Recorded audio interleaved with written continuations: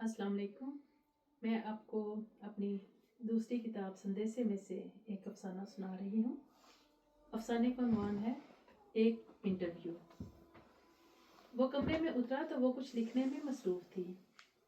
उसके हाथ में लिखने के लिए एक सफ़ेद बुराक पर था जिसकी नोक सुनहरी और पर के किनारों में से सुनहरी रोशनी फूट रही थी। कमरे में मौजूद हर चीज़ सफ़ेद, आरामदेह और नरम थी, जैसे सफ़ेद मखमली बादलों के टुकड़े।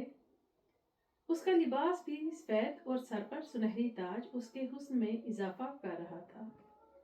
आने वाले ने अपने पर्स समेटे और बादलों के टुकड़े जैसी कुर्सी पर बैठ गया। लड़की ने सर उठाकर आने वाले को देखा। उसकी नज़रों में हैरत और एहतराम की मिली जुली कैफियत थी। अब यहाँ? हाँ, आज मुझे कुछ लिखने वालों के इंटरव्यू करना है। आपका नाम भी मेरी फहरिस्त में शामिल है। ये तो मेरे लिए एजाज़ है। वो मुस्कुराई।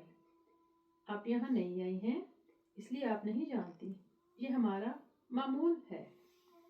हम सब नए आने वालों का इंटरव्यू करते हैं, नवारत ने बेतासुर लहजे में कहा। ओह अच्छा, मैं समझी। चलें आगाज करते हैं।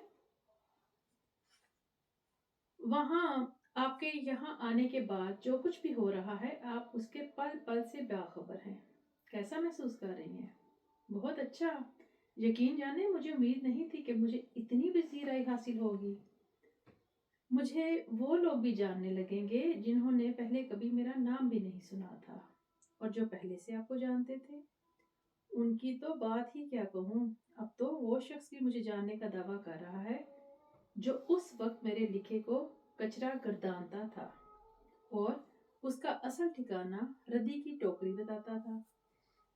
जिनको मेरे ख्यालात से इख्तलाफ था, वो अपनी पुरानी तस्वीरों में से छांटी करके सबको दिखा रहे हैं कि मुझसे उनकी फलां जगह मुलाकात हुई थी।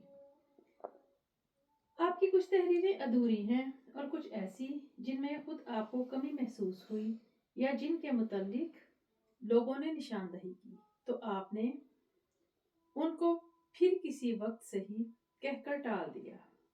कभी आपने सोचा कि उनको मुकम्मल होना चाहिए? हर चीज़ मुकम्मल ही अच्छी लगती है।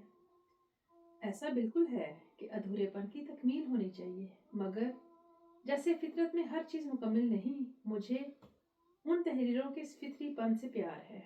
हो सकता है कि कभी मुकम्मल हो जाए या शायद अधूरी रह जाए। मेरा अगला सवाल कि आपने जो कुछ लिखा, आप उससे मुतमईन हैं? कोई भी हकीकत पसंद अपने लिखे से कभी मुतमईन नहीं होता। उसे खूब से खूब तर की जुस्तजू रहती ही है। मेरा पूछने का मकसद है कि आपको ऐसा लगता है कि जो कुछ आपने लिखा उससे किसी में कोई मुस्बत तब्दीली आई, कहीं कोई बेहतरी की सूरत पैदा हुई? देखें, मैं कोई मुसले नहीं, मैंने जो कुछ देखा, जो महसूस किया, लिख दिया।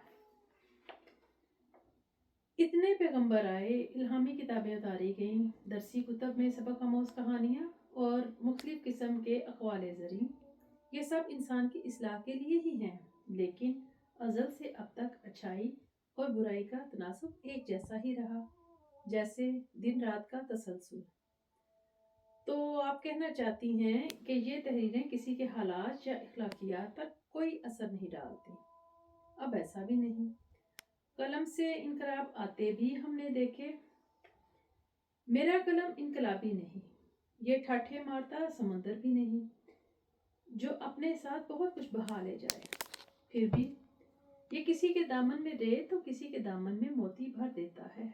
मेरी तहरीरें तो अंदर की बेचैनी को चंद लहरों की सूरत के तास के साहिल पर पटक देती हैं, और चुनने वालों के हाथों में अफकार की कुछ सीपियाँ, अल्फाज के कुछ घूंघे आ जाते हैं।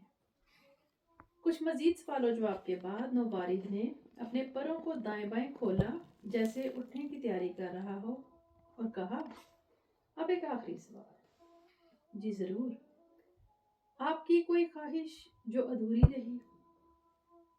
हाँ, एक ख्वाहिश जो हसरत बन गई कि जो कुछ मुझे अब मिल रहा है, काश मेरी जिंदगी में मिल गया होता।